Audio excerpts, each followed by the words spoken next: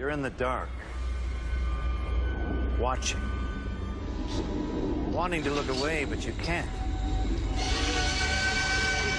The hair on the back of your neck stands on its end, and pretty soon, sooner than you think, you're going to scream.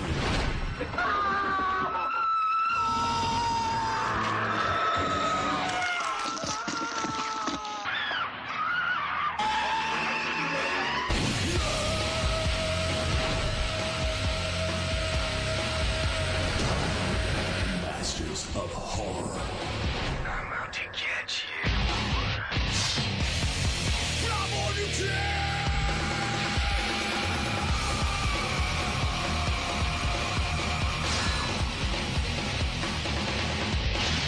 Blood, guts, gold. I'm gonna kill you. Blood, yeah, guts, yeah, gold. Now I'm not.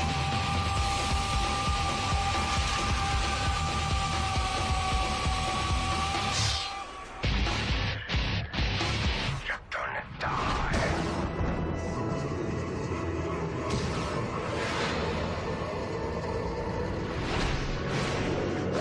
Truly. Hi, I'm Bruce Campbell. You might know me from the Evil Dead trilogy or from such classics as Mind Warp or Maniac Cop 2. Or maybe not. Horror movies. What is their appeal? Why do we shell out hard-earned cash to have our pants scared off us? And why do we keep going back for more? Tonight, the masters of horror are going to reveal how they freak out audiences, how they make us love to be terrified. But who are the masters? Those warped, twisted monkeys who've created some of the bloodiest, scariest, and most deranged images ever to terrorize the silver screen. John Carpenter, Wes Craven, George Romero, Tobe Hooper, Dario Argento, John Landis, Rick Baker, Guillermo del Toro, and more. For years, their movies have given us nightmares, and tonight, we get a rare look inside the darkest minds of terror. They'll show us their most disturbing moments from their films, reveal all the tricks they use to horrify us, and even share the real-life nightmares that inspired the greatest horror movies ever. So lock your doors, shut your windows, and turn off the lights, because we're about to get schooled by the masters of horror.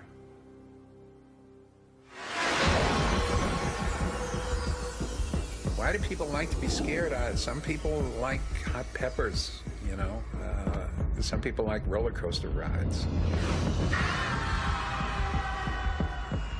I believe these horror films are catharsis. I mean,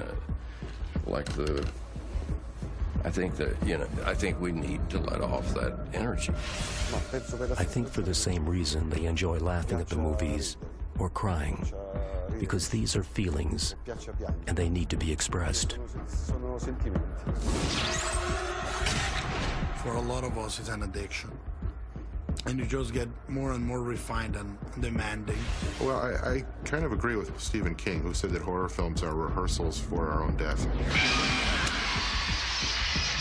People want that. I think it's a cathartic sort of thing that they seek that out in order to reaffirm their bravery and their courage. And a horror movie is a chance to kind of allow that fear to come to the surface and sort of act it out. And when you walk out after you've sort of survived the horror movie, you kind of feel like, you know, I'm still here, you know, and I made it. We empathize with that victim, you know, that's being chased by the guy in the hockey mask, the guy with the machete, the guy with the finger blades, the bloodsucker, whoever it is. You do stories where the worst thing you can imagine is confronted by a character that you care about. And in that sense, I think they're messages of hope. Horror is countercultural. It's about the fact that the world isn't as nice as we want to believe. Scares, being scary, like getting people to jump, is not hard. It's a loud sound and a quick motion, you know, and you jump. It's not hard to horrify somebody. If you're gross enough, you'll horrify somebody. If you show a shredded child or a dead, you know, mangled corpse or something oozing, you know, you can be horrible. It's that anticipation that's the thing that always kills you. The things that I've learned, I guess, is that what you imagine is always much worse than anything that they can show you. I think the most difficult type of horror to do is something you can believe in your heart. Because it's so, I mean, how do you come up with those concepts?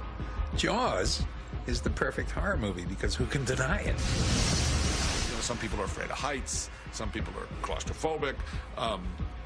Some people are terrified of rats. Whatever it is, everybody has different fears. People used to ask me all the time, what are you afraid of? What are you afraid of? Death? Loss of a loved one? Loss of identity? Disfigurement?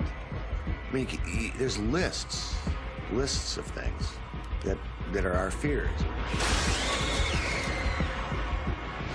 Well, one of the primal things that horror is based on is the kind of the horror of the body itself. One horror is that it's just so damn vulnerable. I mean, we only have this thin little skin keeping all of our insides and blood in, and it's so easily gotten at.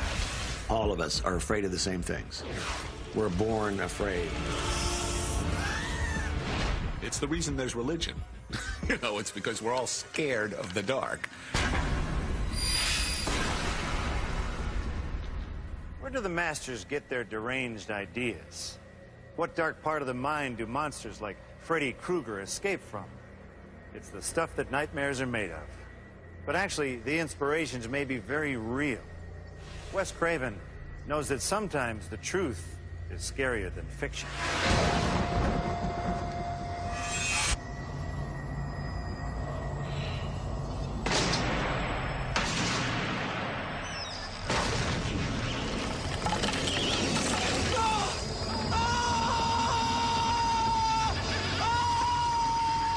I think the basis of most of my films is essentially true life. I mean, in some form. I haven't done many, with the exception of maybe Swamp Thing, any really like supernatural monster type things. And I have found a lot of really compelling stories just in newspapers or books. Hills of Eyes, Serpent and the Rainbow, People Under the Stairs, even Nightmare on Elm Street came from newspaper articles. I remember reading an article in the LA Times about, I believe, Cambodian refugees. And because they were so disoriented and so, sort of out of any comfortable surroundings, the Cambodians in the Midwest were unable to wake themselves up and purge themselves of their bad dreams and their nightmares. And they were literally dying in their sleep. Wes also has an experience as a child that he and his brother experienced when his parents were out one night. Wes looked out of their upstairs window down onto the street and saw a man with soot and scabs and an old hat. The man looked up, looked at little Wes, and made eye contact with Wes and freaked Wes out, and he closed the curtain or pulled the blinds down or whatever was necessary. Told his brother about it, was freaked out, was afraid to look back out, peeked again, and the guy was still looking right at the place in the window where Wes had looked out. The kind of peak pictures that I've made were very much my kind of reading of the current sort of psychological, social situation that I perceived in the world, in the United States in specific, to kind of a B-movie genre format, but making it as deep as I could and as deeply embedded in kind of the cultural zeitgeist of the time. We knew we were going into really a very unstable environment. Haiti had had essentially a citizens' revolution about 9 months before, where they had thrown Baby Doc out, and the only real law and order in the place was the army and the voodoo priests. So we were able to hire the army, and then with the voodoo priests, we basically just went in and said, we want to make this movie about voodoo, and we want to be respectful to it, and we want your help and protection. So we were guided to the supposedly the most powerful voodoo and priest on the island, and he sort of basically gave us protection, and he actually gave us an assignment because we were on a location scout at the time. He said, the next time you come back, bring me some gold chains and some other things. And So David and Ladd and I actually found ourselves 2 weeks later in Beverly Hills going into a jewelry store buying gold chains. And the guy finally says, are these for a little girl? Are they for an adult? We said, no, actually, it's for a voodoo ceremony. We had a very, very personal, hands-on experience with all of the sort of Voodooan culture. And a lot of the ceremonies on screen are being performed by real Voodooan people who do that. And quite often the people that were playing Voodooan people were the actual characters from Wade Davis's life. So, yeah, it was very, very real.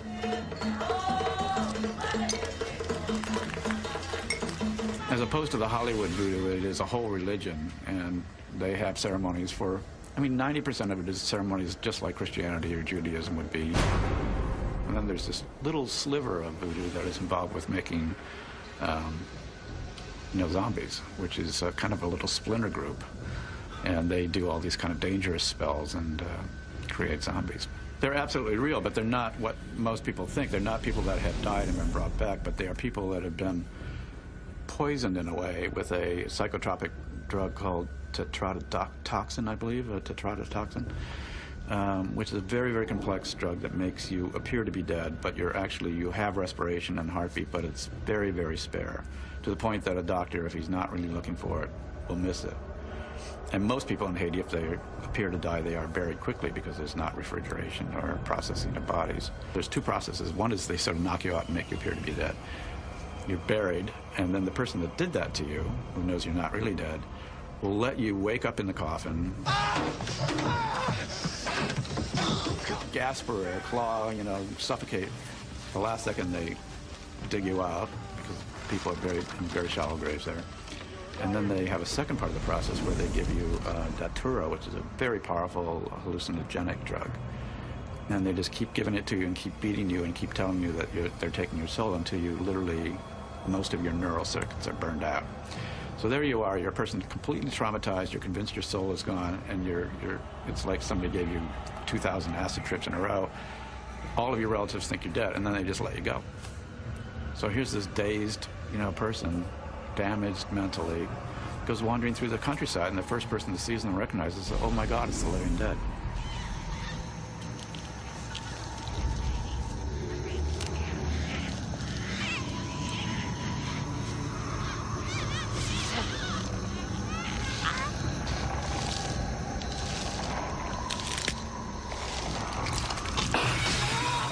Richard Maxwell was our writer, and we were doing a rewrite on third act when we were down there just at the end of pre-production. And he was doing interviews, and he interviewed the man who taught Wade Davis, who was the writer of the original book, how he made zombies. And so Richard went down and interviewed this guy, and at the end, Richard, who was interested in all sorts of spiritual things, said, I'd love to be indoctrinated into voodoo sometime. And the guy, who was a very sly character, said, well, then you will be. So somehow he must have dosed Richard in that visit, because Richard came back and just basically went mad in the course of a week. He locked himself into his room. He stopped wearing clothes. He was telling us he was writing, but he couldn't concentrate. And finally, the day before we started shooting, actually the morning we started shooting, I woke up at like 5 in the morning. Somebody was knocking on my door of my room.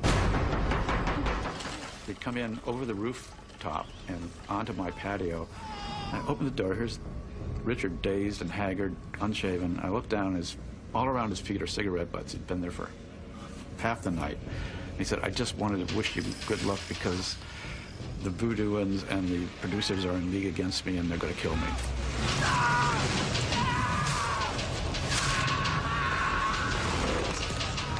And he was literally taken to an airplane, flown from where we were, way out in the boondocks, to Port-au-Prince, and then put on an airplane. And his wife met the plane in Miami, took him back to Los Angeles, and 4 days later he woke up, lucid, and the last thing he remembered was that guy saying, well, then you will be. The thing about Wes that I always find so interesting is that Wes always is, and maybe it'll come through in his interview, saying that he doesn't really like to make horror films, and that he would rather be doing something else, and but he's so good at it.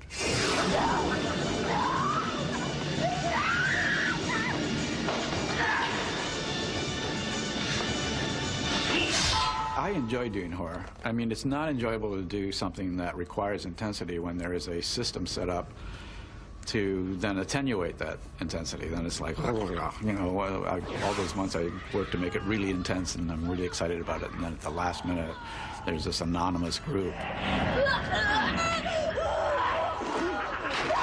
I think in the area of censorship, I've really only made one film that was uncensored for a while. That was Last House on the Left. I didn't even know about the MPAA. Sean knew about it, and we sent the film off to them, and I think we did 5 or 6 submissions, and they just cut it down to, I think it was like some 60 minutes or something. And Sean finally just said, the hell with it, and he said, put it all back. And we put it all back, and he went down the hall to somebody that had a film that had been rated R and borrowed their negative that had the R rating. I hope the statute of limitations are over, but so we just released it as an R rating, but it was totally uncensored. The shock of The Last House was I applied what I saw in uncut footage from Vietnam to a genre film, and people were furious and outraged, but to me it was just, oh, that's reality. Thereafter, and increasingly so, everything I've done, and I think everything that John Carpenter and all the rest of the guys have done, has been censored. Shocker had something like 13 submissions. No more Mr. Nice Guy. And all they would say is, well, you know, it's too intense.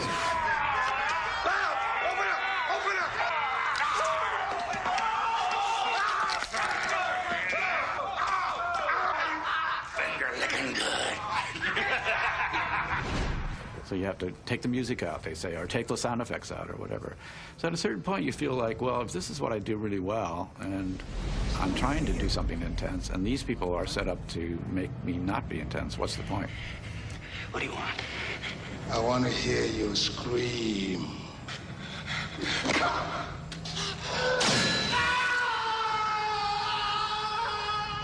The world itself has such horrific elements to it that the criticism of any director that you went too far is just, to me, totally bull. I did a religious ceremony recently at the Directors Guild where a bunch of like nuns and people that were religious college said, you know, why do you put these terrible ideas out there? And I just said, you know, what world do you live in? I want to come visit and maybe, you know, live there. Because to me, the world is just full of shocking and terrifying things. So, I don't know, it just, it seems silly to say, you know, is there something you wouldn't put on screen? No. No, except an untruth. You know, I hope that I won't put something that's false on the screen. But everything else, I think people should have the option to see if they want to.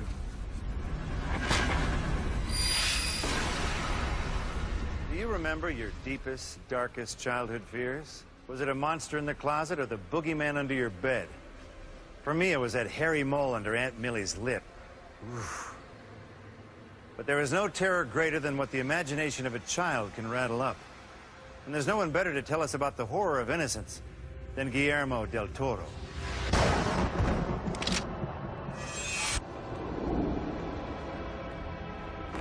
I remember that as a child in the crib, already I saw monsters in my room.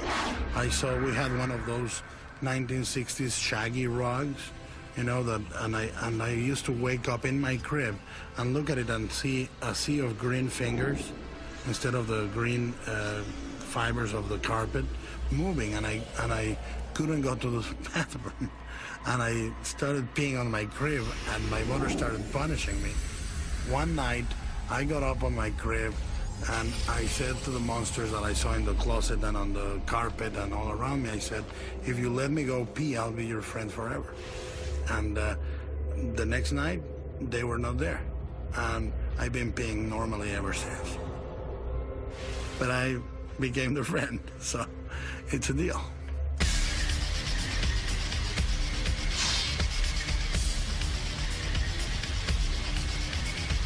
I was born in the second largest city in Mexico called Guadalajara. So I grew up with Universal Monsters in the afternoon of Sunday, every Sunday. And then a double bill on the theater with Hammer Films Mario Bava. It was a steady diet of really odd sensibility horror films. I just knew that this was the type of film I wanted to do from the start. Sometimes people ask me, aren't you bothered by being cataloged as a horror director? I said, no, it took me a long time to be that. That's what I wanted to be from the start.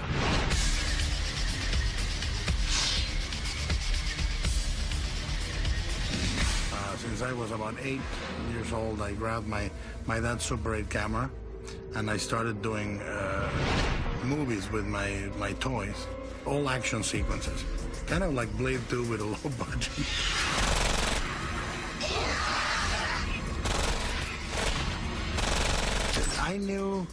I knew back then that no one was going to do my special effects because there was no special effects makeup technicians in Mexico. I decided to formalize my learning of special effects. I was already doing effects for my short films, and other people saw them and told me, can you do the effects on my movie? And I would say, yeah. But it was the way to do my movie, Kronos.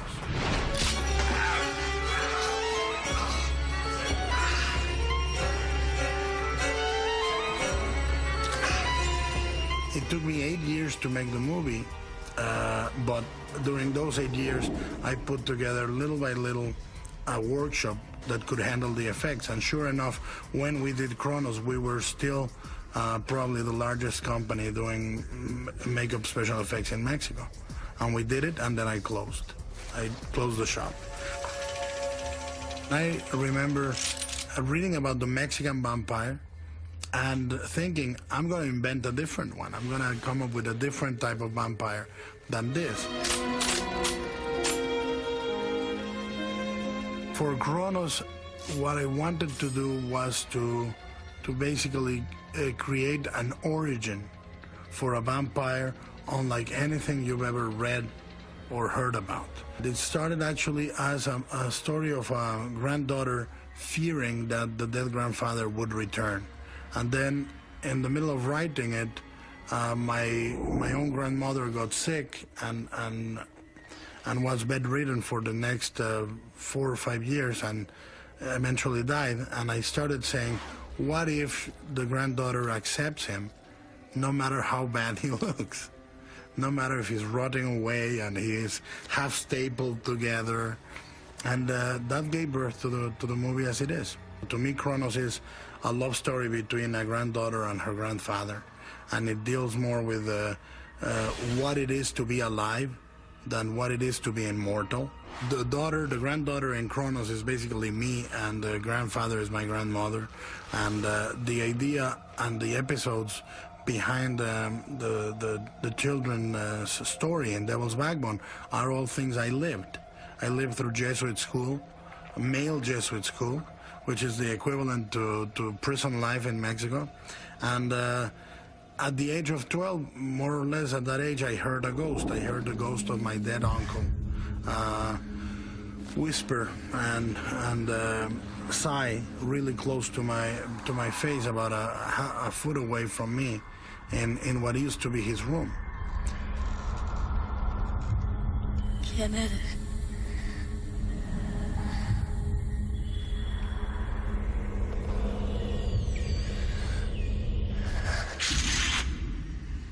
Houses are like stone tapes. They record everything that happens in there. And then sometimes, very rarely, but they do, replay. And that's a ghost. And that idea, the idea of a ghost being a sentient loop, a thing that just comes alive for a few minutes, every 2 days, every 2 years, and it just experiences the same anguish every time it comes alive. I felt that was horrible, and that was sad. And I wanted the ghost in the movie to be very sad, to be like that.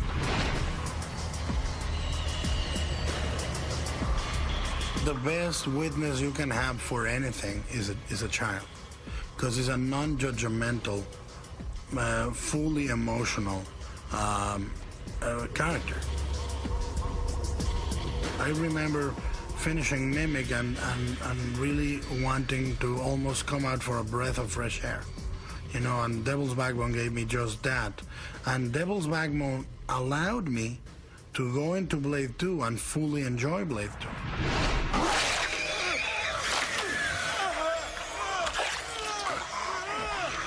You know, I was able to take Blade 2 and make it the pulpish, fun movie it is, and not try to elevate, quote unquote, something. I just do it and make it fun. Visually, the most experimental movie I've made is Blade 2.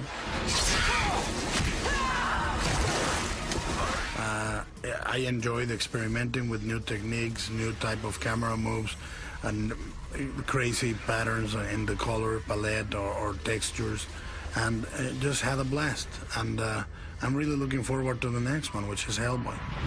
I have achieved the legendary happiness of an 8-year-old now that I'm 38. I'm happier, I'm freer now, and I'm having more fun doing movies now than ever. No one has to demand from you to grow up, because you are an official stunted person.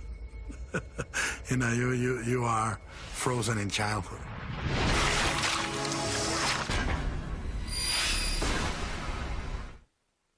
A knife-wielding maniac outside your house. An alien invasion inside your body. And no one lives happily ever after. Horror movies rebel against Hollywood, and no one knows that better than John Carpenter, who breaks all the rules and makes up his own. There's nothing more fun than making a horror film. The minute the gore comes out, the blood, the guts, the knives, you're having a blast. Everybody loves that stuff on the set. It is so much fun. The bloodier, the better. Ready for death.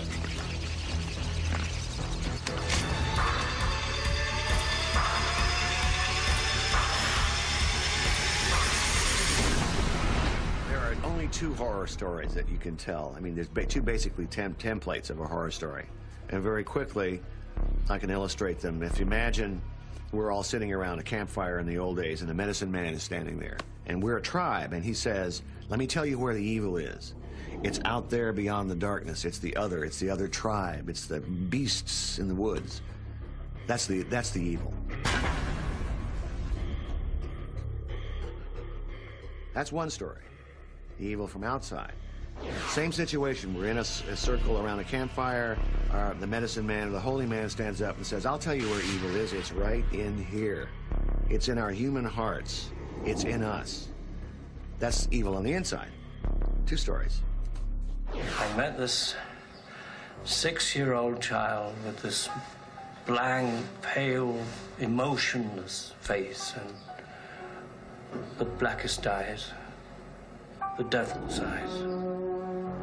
I spent 8 years trying to reach him, and then another 7 trying to keep him locked up, because I realized that what was living behind that boy's eyes was purely and simply evil. I don't know that I ever thought any of us who worked on Halloween thought it would ever be a big hit. As a matter of fact, when it was first released, it was not. It got bad reviews, and nobody was going to see it, and then it kind of caught on. But those are the days when I was just trying to direct movies, you know, and I was still just trying to learn it. Since 1975, I had written screenplays. So finally, somebody was hiring me as a director, and I was overjoyed. So I didn't care what kind of movie I was doing.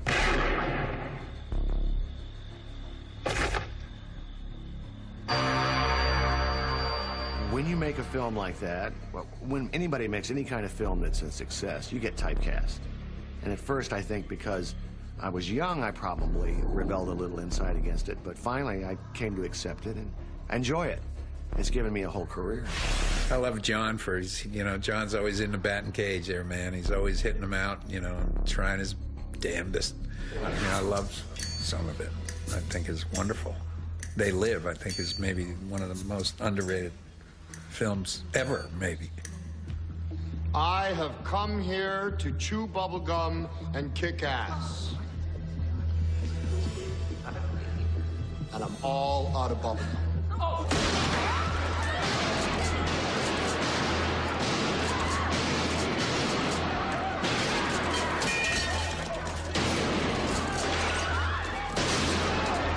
See, I'm from a different time. I grew up in a time when we were rebelling against some of the cliches of old Hollywood.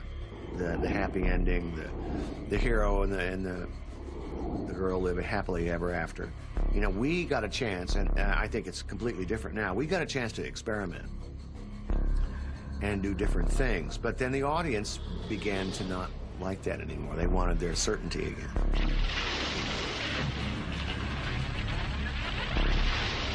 Clear.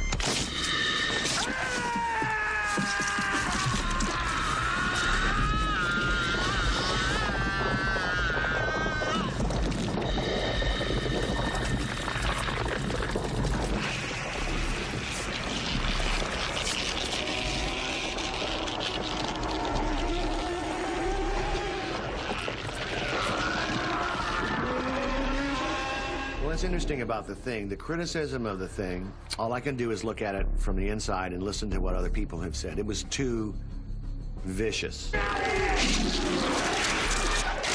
It was too dark a film, too nihilistic. I'm always attracted to that kind of story where what's going on here? You know, who is telling the truth and who isn't? Maybe it's my own worldview.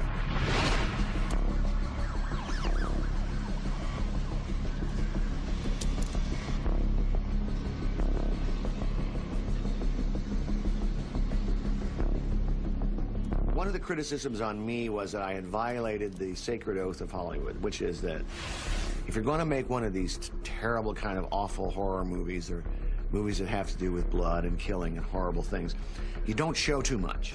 The cliche in Hollywood is you never bring it out in the light, you see.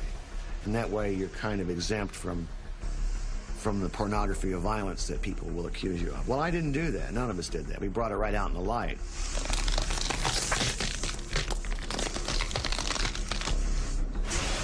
Well, John Carpenter's movie, The Thing, is brilliant, I think. And, you know, it was very much in my mind when I was working on From Beyond.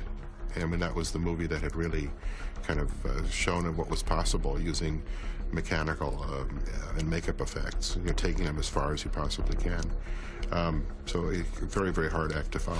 With The Thing, literally, it just predates CG effects without CG effects. You know, he creates things that you just shake your head and say, how the hell did they do that? All the effects were done later. All the scene with the actors was done first. We had nothing. We didn't know what was going to happen. We knew because of Rob's concept about the creature, about the thing. I knew, and both of us knew, that we can do something really special if we just try really hard. The thing can look like anything. You see, it's not one monster. It's not like the creature from the Black Lagoon who always looks the same. This thing can go completely insane, so it's only your imagination that limits you. We used a lot of carbopol. I don't know if you know what that is, but that's the stuff that you put in Twinkies. Kind of holds it all together. It's this chemical, and it's real gooey. That's kind of the slime, basic slime for monsters is carbopol. Bubble gum, and he uses this all kinds of different kind of rubber to stretch and pull. And we had this little mechanical head that was on a car, a little remote control car model, and it was kind of going like across the floor. You gotta be kidding. And we burned it up. That's all we had.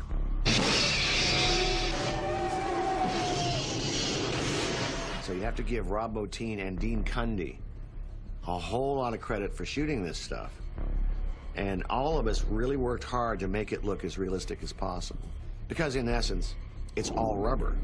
You got a rubber sitting on the floor, and you want it to make it look like it's crawling across the floor. So it's a trick to do that. A lot of artistry went into that. One glimpse of John Carpenter coming out of a Directors Guild meeting, we met in the parking lot, and he gets into this incredibly cool GTO with its like a little electronic tachometer on, and he's smoking unfiltered cigarettes, and you just know this guy doesn't give a damn about what anybody thinks, and he's not politically correct, and he's just his own man. You know? I think I would say this of Dario Argento, of Wes Craven, of Tobe Hooper, and myself, regardless of whether the movies work or not. They're ours. They're our expression. They're our expression of how we see things. And it's a vastly different era. Now, Toby once said to me, Horror movies are like the old-time westerns used to be. Used to crank out westerns in the old days to play. That's what we did. We made these horror films. The world does not become a safer place. The world becomes a dangerous place, more and more so. You don't see evil and going away in human beings. You see it growing, and which is only, you know, fuel for our fire. That's what keeps us going. Guess who's coming to dinner? All your neighbors. And you're the main course. Zombies. Flesh-eating, gut-munching, garden-variety zombies.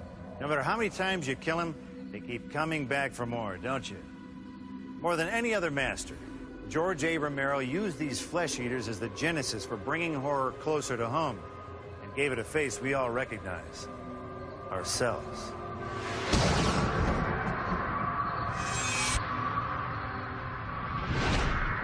Well, I grew up on EC comic books, and actually when I was first of an age to be allowed to go to movies alone, the Universal monsters were all in re-release, so I got to see Frank and Drac and those cats big screen as a kid.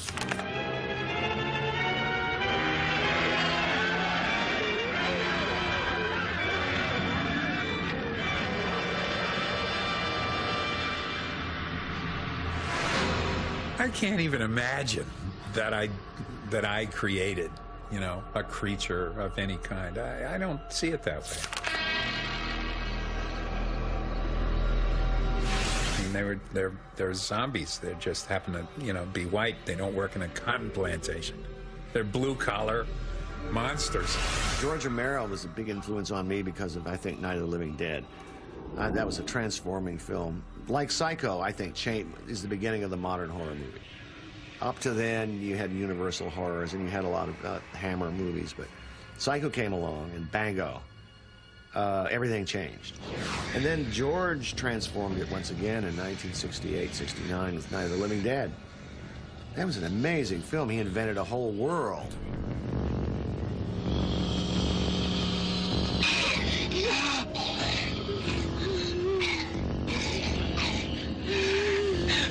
Originally, we set out to make this a very high-minded, almost Bergman-esque kind of film, which was not my vote, but this was a democracy. But we could never sell tickets to that movie, I mean, to investors who would actually pony up a few bucks. So we decided to do a horror thing.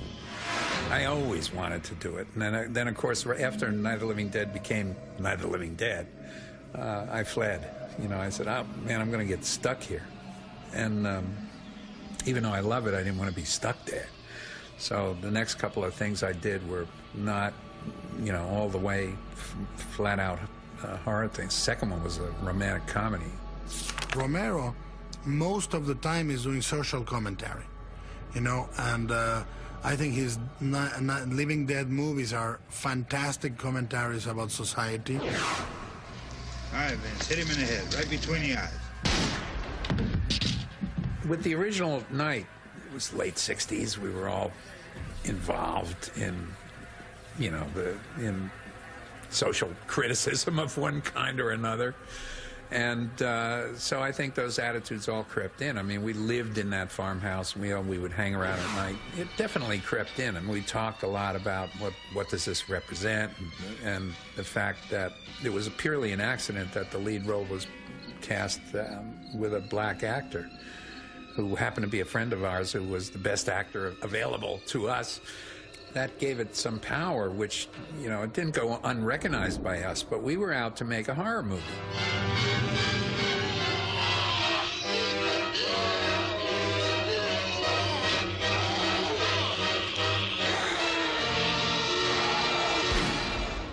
I think, you know, probably the first story that ever told was a scary story.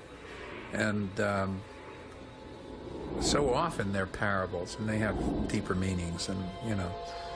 And so we were somewhat aware of it in the first film. In Dawn of the Dead and Day of the Dead, it was much more conscious, and therefore, I think, is much less innocent. In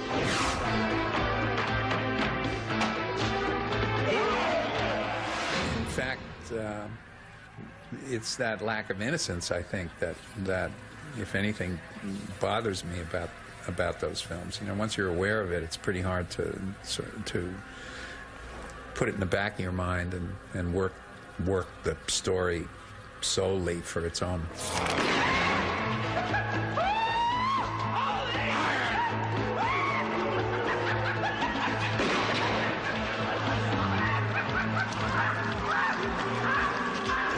On Reanimator, you know, George Romero's zombies are like, you know, this is sort of the, you know, he is the, you know, the guy who put, you know, kind of established how a zombie behaves.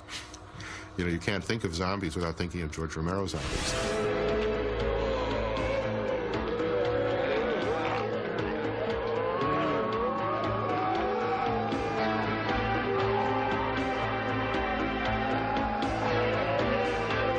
By the time we made Day, everybody in the world wanted to be zombies. And the dean of the fine arts department at Carnegie Mellon University is the zombie there with his wife. He's the fisherman zombie. You know, people just all want to be zombies, and they all want to have the most grotesque makeup, and they want to be chewed up if possible. And it's a riot.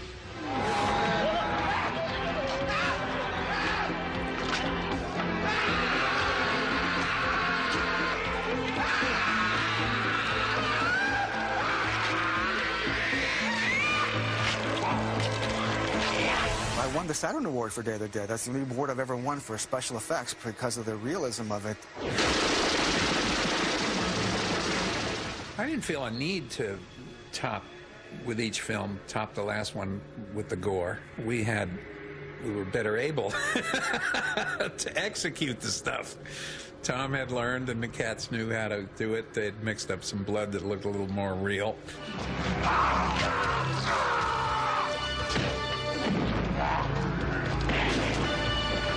You can't get any better than the real thing. All the intestines were real because you can't get any better than the real thing, you know?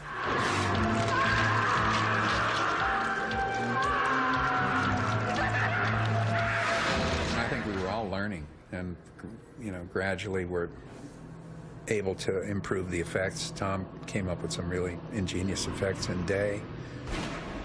God, there's so much in Day of the Dead. That was a heavy effects film. We shot, killed, squibbed, tore heads off, you know, crushed heads with 2x4s. Left to my own devices, I probably, I mean, if it was totally a decision based entirely on aesthetics, I might have gone less, particularly in Day. But I had this vague notion that it was like a wake-up call. People are running from the theater, and those of us like you and I who are diehards are sitting there giggling, wanting more.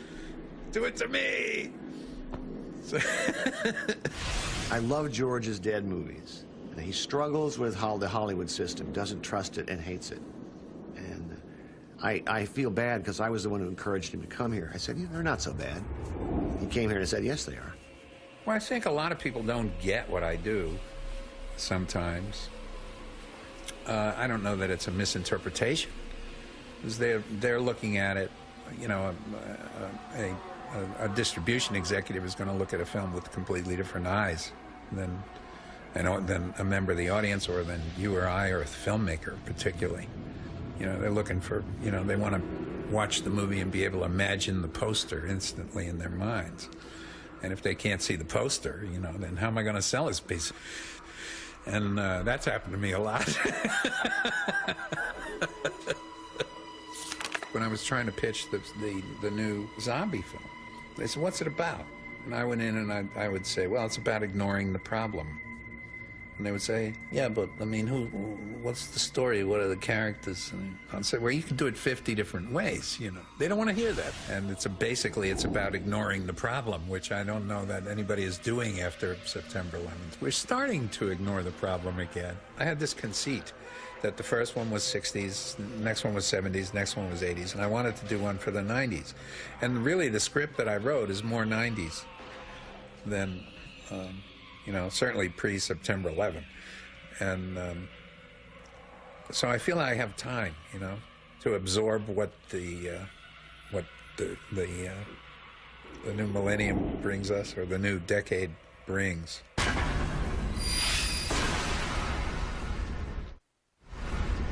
All right, I know what you're saying.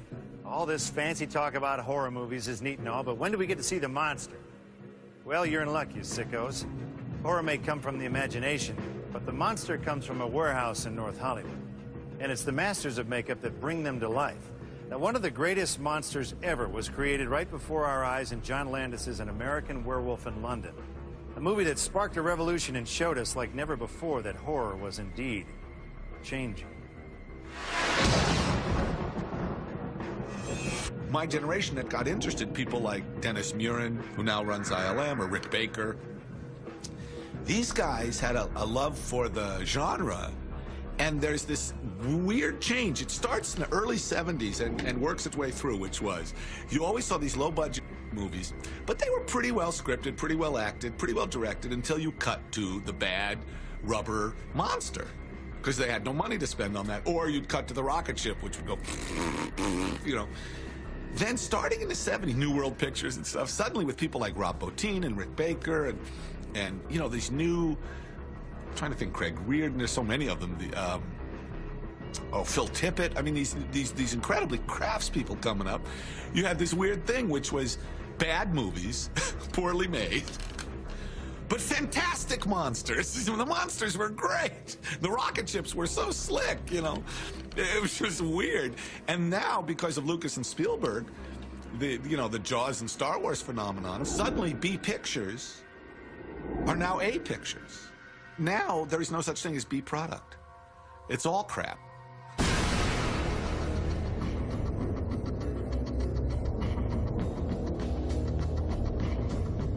Yeah, horror movies are what got me into this. I mean, you know, like I said earlier, the Universal horror movies, especially all the great work that Jack Pierce once did, was what inspired me to make monsters for a living. Basically, that's what I wanted to do, is be the monster maker. We have some stuff from a movie that's I'm very fond of, which is American Werewolf in London. I first found out about American Werewolf in London when I was doing Schlock, which was John Landis's first film. So I wanted to make a low-budget movie about low-budget movies. And it was my great good fortune to find Rick Baker, actually. So I was 21 and he was 20, and for $60,000, half of which was mine, the other half we got from relatives, my relatives and people, we made Schlock. John played the Schlock-thropus, a missing link type character. Partly to save money, which was my real reason, and then partly because Schlock, the evolution of that project is that my original intention was to have a pretty bad gorilla suit. And when I saw Rick's stuff, which is, you know, this kid with long hair, his models on the walls, his work was so superior. This guy was so obviously an artist and so good that suddenly Schlock, now I look at the movie, and as bad as it is, I mean, the thing that works in it is Schlock, you know, and it works because Rick, his makeup, you could do such expressive stuff. And I wanted a particular kind of performance, and, you know, all the actors were amateurs, and so I figured, I'll be Schlock. Because, no, I don't think anyone else would have sat through that makeup, dude. The demands on that makeup were ridiculous, because even if I didn't appear as the monster until the afternoon, Rick and I still had to get up at 2 in the morning, and he had 4 hours putting it on, and then I directed as this ape all day, you know. And John was telling me that his next film was going to be this film that he'd already written at that time. He was 21 years old. His next film was going to be An American Werewolf in London. I gave him the script in 1971, so he had a long time. I mean, we made the movie in 81. And so he had a long time to think about it. This is before CG, you know, and... He wanted to do a transformation in a way that had never been done before. He said he didn't seem to him right that if you're going to change into a werewolf, that you would sit down in a chair like Lon Chaney Jr. did and, you know, plant your head in the corner of the chair so that you would stay still and not move until the transformation was complete. He really felt that it would be painful, and he wanted to show the pain, and he wanted him to be able to writhe all around in agony.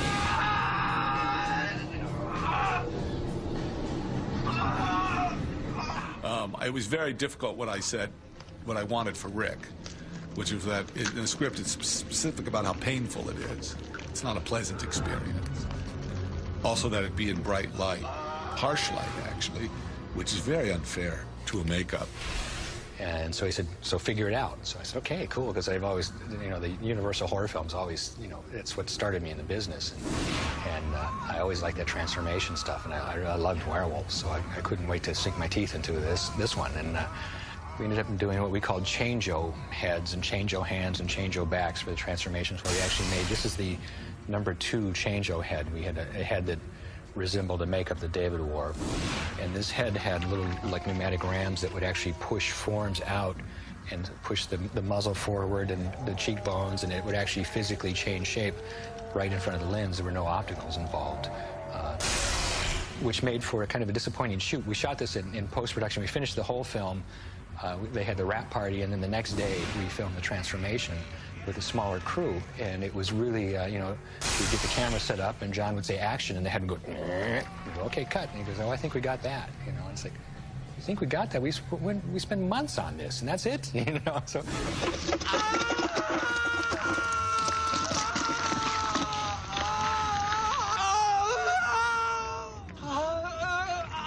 Something that I liked about this, I really liked the second stage change-o head. What I did was there's two sides to it. It's very asymmetrical. This side over here is much more like the final wolf. It has a lot of the forms of the final wolf, and it's transformed more. This side is the more human side, and it's got more of what David looked like, and it's got a little more sympathy to it. It's a little sadder. This side's a little more evil.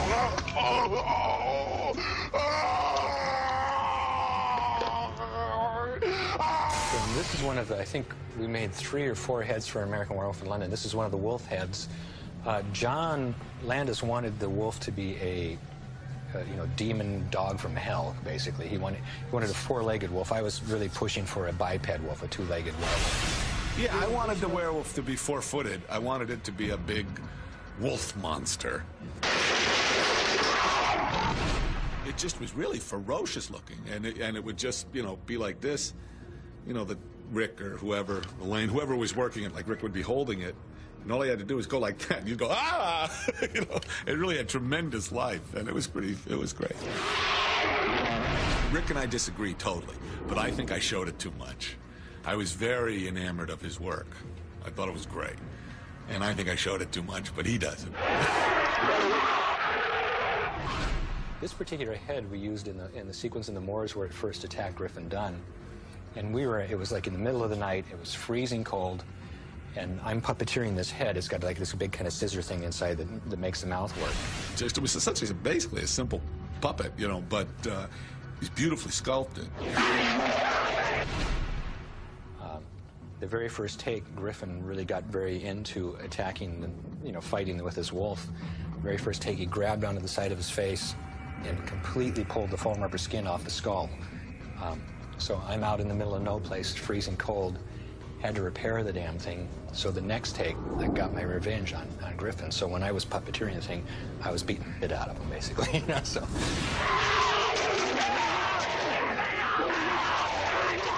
We also had these things that we called Nazi demons, as they were called in the script. And I wasn't quite sure what a Nazi demon was. But I always liked the shape of those Nazi helmets, so the first thing I did was kind of sculpt this helmet, and then I did a number of different designs. Some of them based on, you know, looking in the mirror. One of them was this kind of bald guy with this kind of sideways grimacy face. And I did another one that was kind of a rotted wolf, like a werewolf, rotten kind of werewolf kind of guy. A couple different crazy. Then another one was pretty much like a werewolfy kind of deal. It was just kind of like, you know, fun monsters with Nazi helmets and knives and guns and stuff, you know. It was a fun sequence to shoot. John likes to blow up things, you know, so we had a lot of fun in that.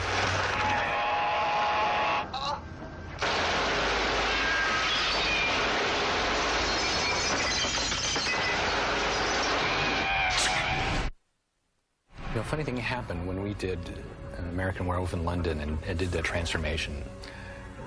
People seemed to think that we could do anything. And a good example of that is when I got the script for Videodrome. David Cronenberg film. David sent me the script that had so much weird stuff in it that I just said, how the hell are we going to do this? And didn't have a clue about how to attempt some of this, but it was really challenging and fun. He had this gun that, you know, the James Wood character pulled out of his insides and became flesh and shot cancer, basically. And in the script, I think it said he was shot with this cancer bullet, and then the cancer started to multiply and grow all over his body. And I said, well, I don't know how the hell we're going to do that.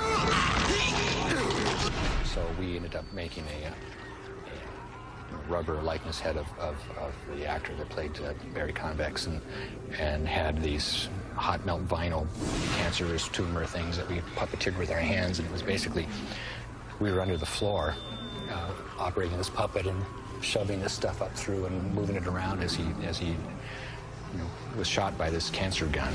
I like making monsters. I definitely would like to have more opportunities making monsters, but I don't particularly want to do, you know, a Friday the 13th where all I do is kill teenagers in different ways. I don't find that as rewarding as actually creating a character of some sort, you know, be that character a monster or a fat black man, you know, whatever it is, you know, it's like, it's fun, you know. But I would definitely, I hope I get more opportunities to do horror films.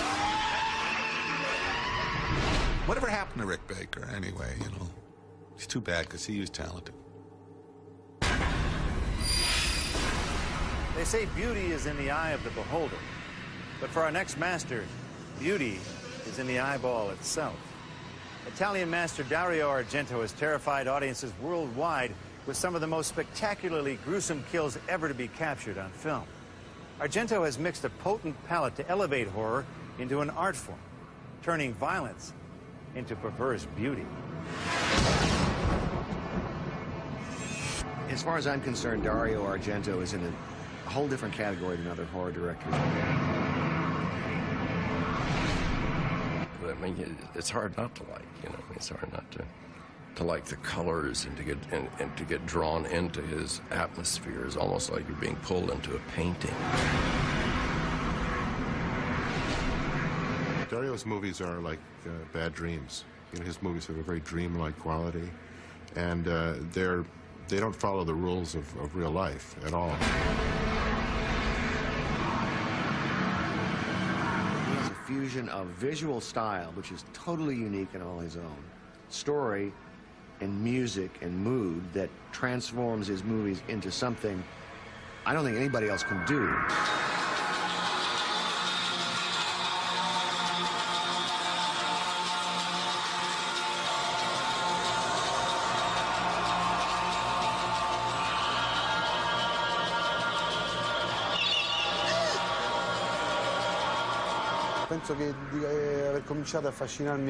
I think it started to fascinate me when I was still very young. I read by chance from my father's library a book of short stories by Edgar Allan Poe. For the first time, as a boy, I discovered a world so strange and mysterious that I never could have imagined, where the conflicts are terrible and curses follow you for generations.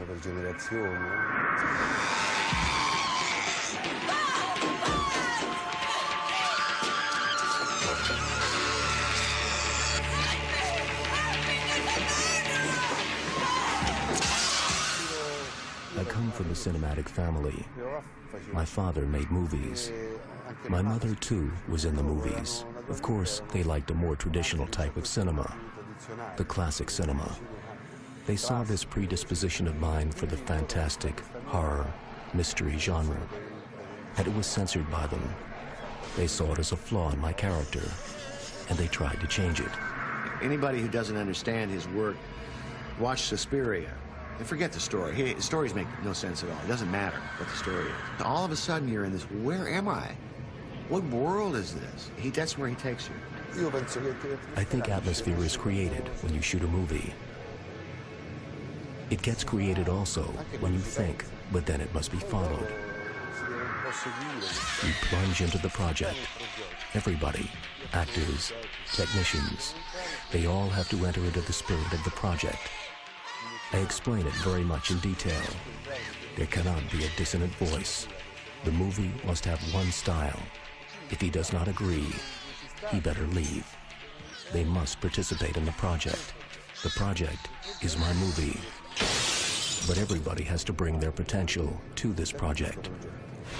One of the things that I love about Dario Argento's films is that he has absolutely no restraints on showing you the most horrifying images. But he does it. One thing he does that I wish I could do, and I just can't bring myself to do it, he does it in such a beautiful way that it makes it doubly chilling. Oh, my God. The effect is just amazing. You have these beautiful women being just horribly mutilated, and it's gorgeous to look at. No, I don't think I ever went too far. I made movies which are my dreams. Perhaps for some critic or censors, I did. In fact, they edited out some of the scenes. But I think they made a mistake, because those were the scenes I imagined without malice. It was some reflections on some dreams or fantasies, which are an artistic fact. And even in films that haven't been tremendously successful of his, there's always just extraordinary stuff in it.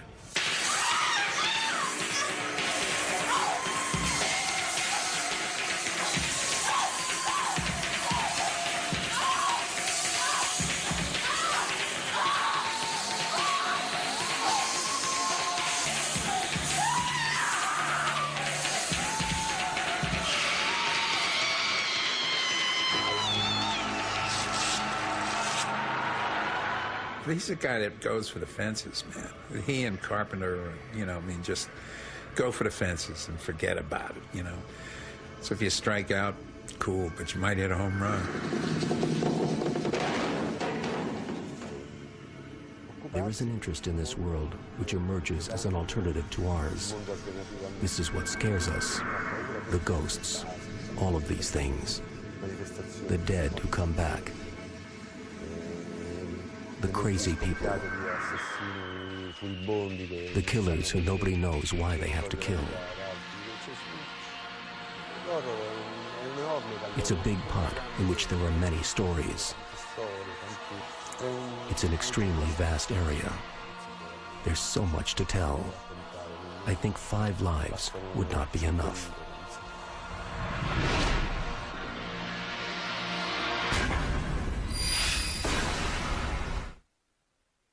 Sweltering summer day, a remote farmhouse, the stench of rotting flesh all around. And that's before the director shouts action. Sometimes it's the conditions on the set that can be the worst horror of all. Tobe Hooper found out the hard way during filming of the classic Texas Chainsaw Massacre, a film that would forever change the way we think about power tools and barbecue.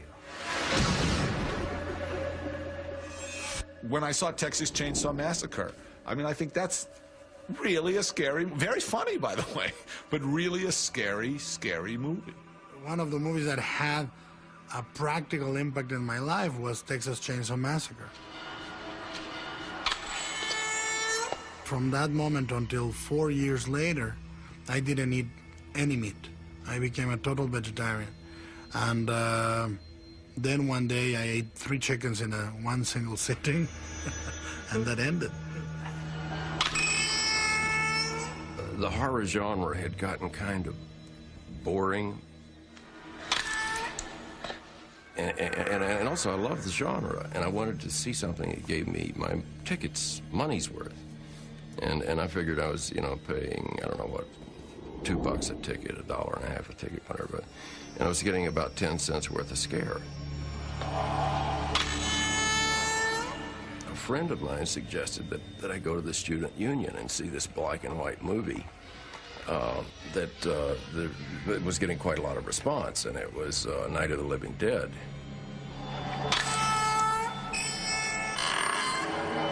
And I walked out thinking, yeah, okay, that's the way to do it. That's a good skyrocket that can be seen from far away.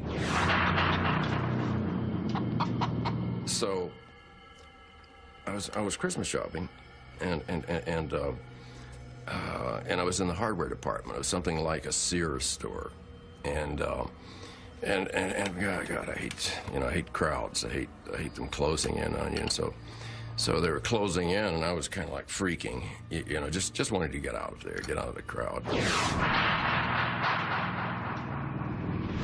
And so I found myself in front of a chainsaw display in the hardware department, and that's where the idea came from. Well, if I pick this damn thing up and start it, you know, they'll part like the Red Sea,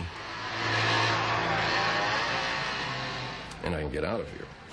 Well, I didn't do that, of course, but when I got home, by the time I got home, and I think the entire structure seemed to come like in one package, maybe like a nanosecond. But the configuration of the hitchhiker, the cook, and then everything tumbling back into itself was like an instant, immediate notion that came out of that experience of wanting to get out of that crowd. Leatherface came from the family doctor, who told me when I was 10 or 11 years old that he, when he was in pre-med school, he skinned a cadaver's face and dried it out and wore it for a masked Halloween party. So, okay, that's cool. We got the skeleton from India through a pharmaceutical company, and the real skeletons are less expensive than the plastic one. But, you know, I'm just wondering, like, where do they get these skeletons? You know, where do they have skeleton farms? How do they get perfect and they're cheaper than plastic ones, you know?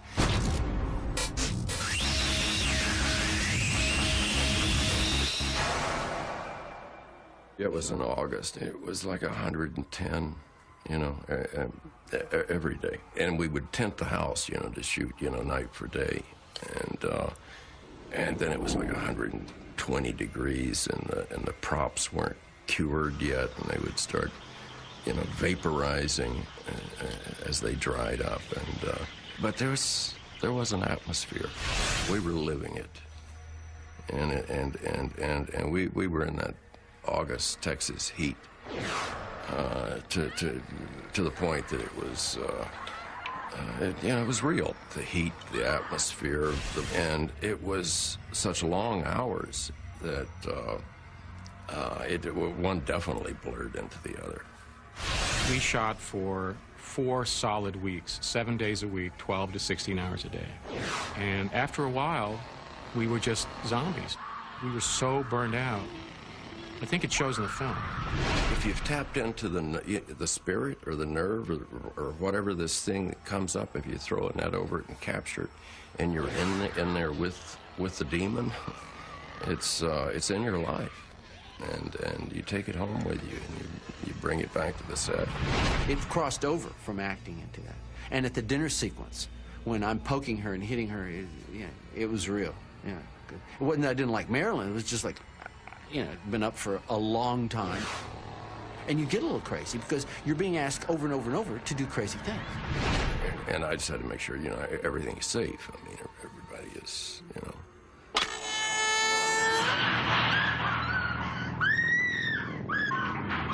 Geez, everyone on this film. Daniel Pearl operating the camera almost got an eye knocked out with a dolly shot traveling so fast in the woods that the camera hit a tree and jammed. Everybody got injured. That just kept reminding you. We're talking about flesh and blood and life.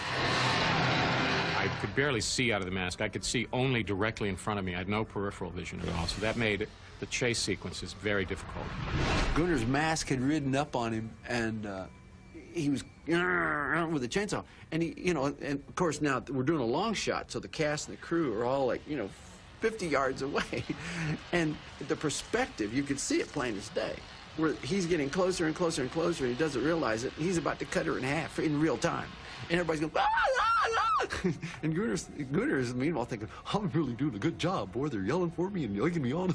He's just about to kill this woman, you know. And Toby's going, well, let him get a little bit closer.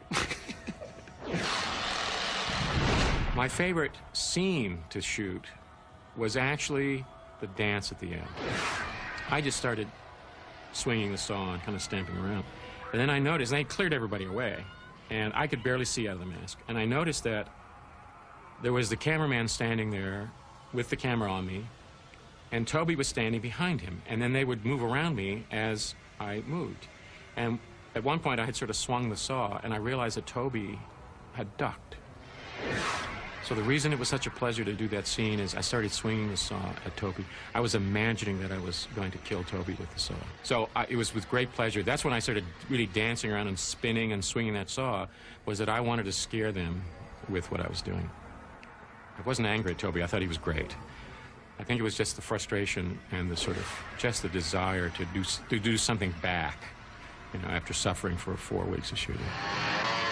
But Chainsaw has this reputation for being so visceral and bloody and gory, and you know, it isn't.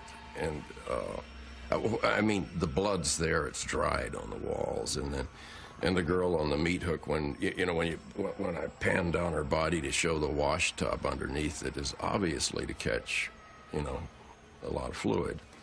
There's nothing dripping from her. It's just you put it together in your mind because it makes sense. Chainsaw 1 was a play about morality in a strange way, and family values. And it was all bubbling up out of the times and out of Watergate. And once again, I underline, we found out as a naive students such that hey, they don't always tell you the truth. So it's about a film about a bad day. You know, for everyone. Actually, a bad day for Leatherface and everyone.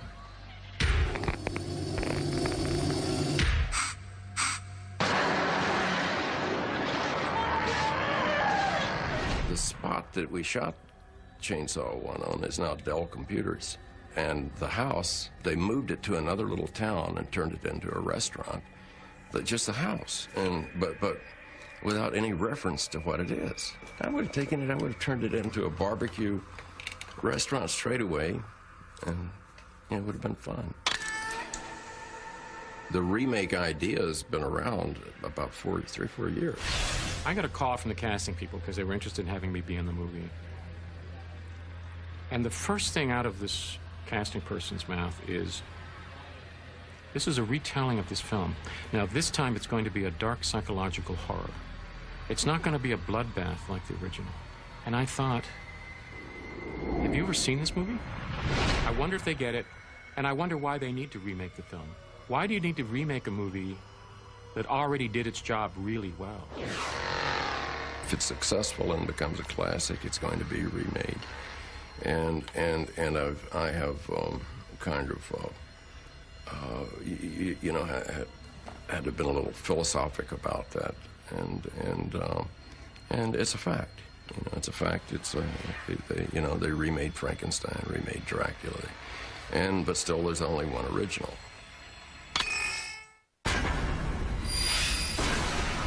By now, you're probably curled up in a fetal position, drooling all over yourselves and wondering if this sick and twisted gore fest will ever end. Why don't I let the real masters answer that? The reason that horror or suspense or movies about evil won't die is because it doesn't ever go away. I would like to see it get scary again.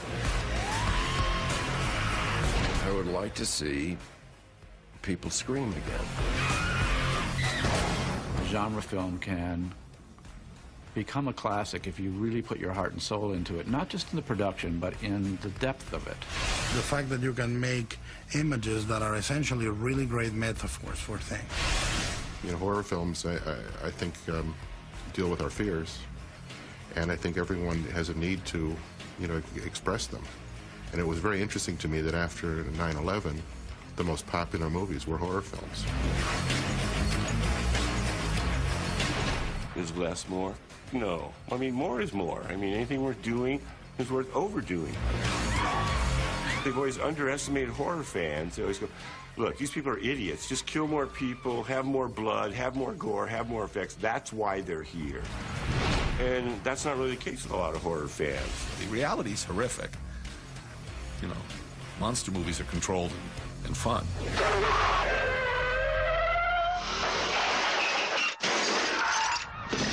In real life, are there ghosts and werewolves and UFOs flying around? Sorry. Do I believe in the supernatural? Sure. Something better be there.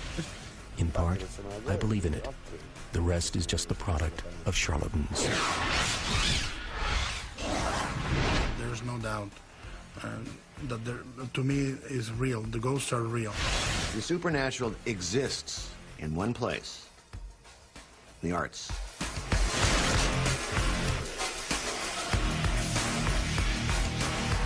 Hopefully there's some young kids out there that are getting inspired, just like John Carpenter and Tobe Hooper and Wes Craven. I'm always hopeful that someone will make a good one. It is not an area of film that is welcome with open arms by the entire film community at all. But if you love it, come on in. We need new blood.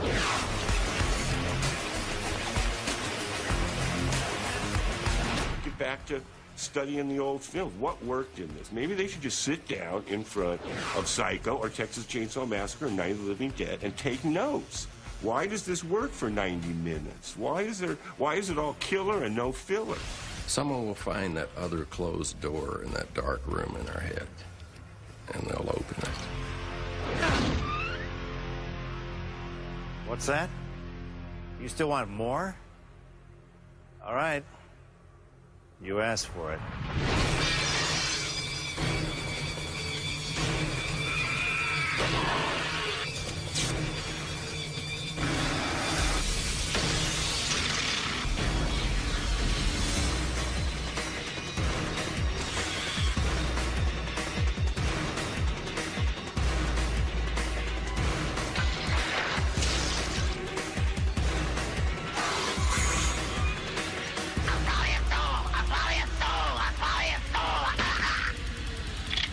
Swallow this.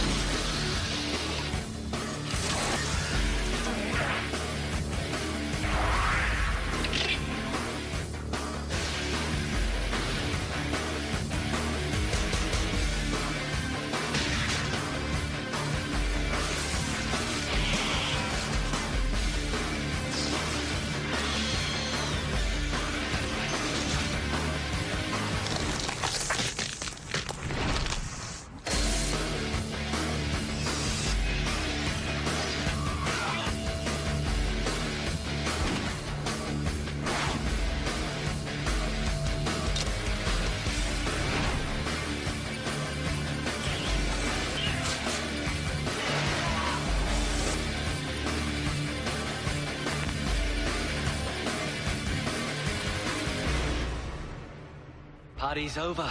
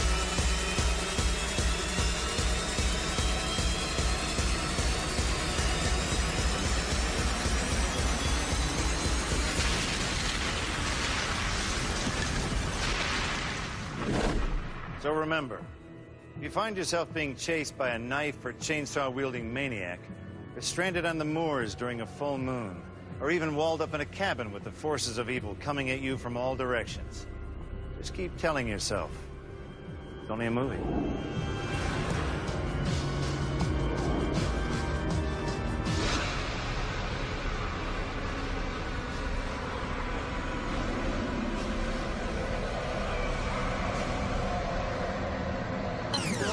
We're rolling. Del Toro, silencio, por favor. I told you, he's a nightmare. Yes? I have a secret method of taking myself back there. As I'm going to watch a movie, I watch it at home on my big screen, and I get incredibly stoned first. And that removes any kind of plumbing and any kind of knowledge, and I just enjoy it. Just, wow, look at that. Let me know if I'm looking too serious, too, okay? Give me a hand signal or something. Lighten up, buddy. It's only horror movies. And then I was God. That was fun. Met him. Did some research. Nicest man. Nicest man. Not a foul word. I think I could change the landscape of pornography. I think I'd be a great porn director. How so? I'm not going to tell you. Kids, have you thought of another occupation? Hi, I'm Howard Berger from K&B Effects Group, Inc. First thing we're going to do is we're going to make fake blood. And we get a nice clean bucket with a stir stick. And we use Caro syrup. And it's basically like syrup you put on your pancakes or what have you. What you do is you open it up, which is always tons of fun. Go ahead and you pour some in to your bucket. Blip, blip, blip, blip, blip. Then we take red food coloring, pour a little bit of red food coloring in. Then we put a little yellow food coloring, and the yellow actually helps neutralize the red so it doesn't look like a big candy apple mess. But now I'm the type of guy that likes my blood really, really dark. So I use this color. It's called caramel. It's kind of like a gross bile color that you find in an old Sam Raimi type movie. Stir it up. So it's really nice. This stuff works great. You can use it for whatever you want, you know. Sometimes what we like to do is if we have to dress an actor with blood, what we'll do is we'll just splash the blood on. Bang! Bang! Or you can just shoot all over his chest or have it drip down his face and onto his head. It always looks really, really good, I think. Okay, this is just like a standard razor blade that you can buy at any hardware store or what have you, except that we've dulled this down considerably. We've dulled this down considerably. We've dulled this down considerably. But on the backside, we glued a little tube. And you can get this tubing at like a fish store or anything like that, or also another hardware store. Okay, we've got our blood syringe all hooked up, full of blood, a nice little bulb of blood. You stick that in. And then what you do is, this freaks out your mom. This worked for me when I was a kid. Give me your arm for a sec there, Ari. You go, that's it, Mom. I've had enough of all this. Okay, now let's take a look at this. This is kind of cool. This is something I used to do when I was a kid. I got the same razor blades, and I would go ahead and find a way to cut this out very carefully, cut a little wedge. So sometimes I'd go ahead and wedge it into my finger like that, walk in the house. My mom would be all freaked out, especially if you put a little blood on it. You walk on and go, Mom, this is kill. I got to get this. How do I, I can't go to school. My dog ate my paper and shoved a razor blade in my thumb. The other thing that's really cool is you can do whatever you want. This one's good, too, for lips. Ryan, open up. So that one's cut out like that. It's half and half. There, and you put a little blood on there. So that's why you need to x-ray your Halloween candy. Okay, let's look at this now. Okay, this is called the pencil through the neck gag. It's actually 3 pencils through the neck gag. It was used on a film called House on Haunted Hill. It's pretty simple. We have 3 pencils that are bunched together, cut in half, and we've then suspended them apart, equal distance there, on a little piece of metal that's been shaped to fit Rye's neck. And once again, we're back to our old friend, the fishing line that pumps the blood, and we got our blood thing here. So what we do is we put this on Rye's neck, and then we get it to bleed. Oh no, it's bleeding, arterial spray. Can I borrow that pencil?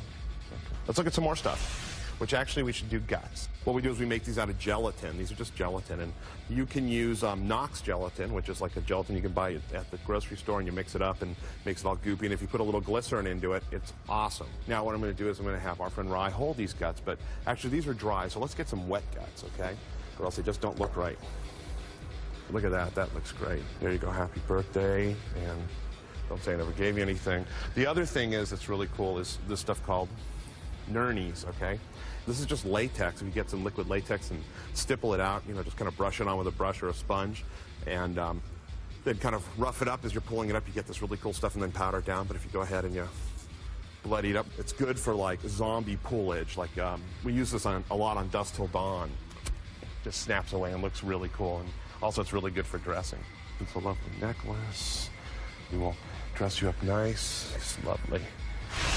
Okay, this is the last gag, all right? It's a good one, though. What I've got is this dummy gun, and it's dummy. It's not real. I'm going to blow his brains out because I'm sick of it. I'm telling you. All right? You know what I'm talking about? Mother. Well, know what? That was weird because actually that wasn't supposed to happen that way. Are you okay? Listen, hey, thanks for coming. I hope you guys learned a lot of stuff, and we'll see you later.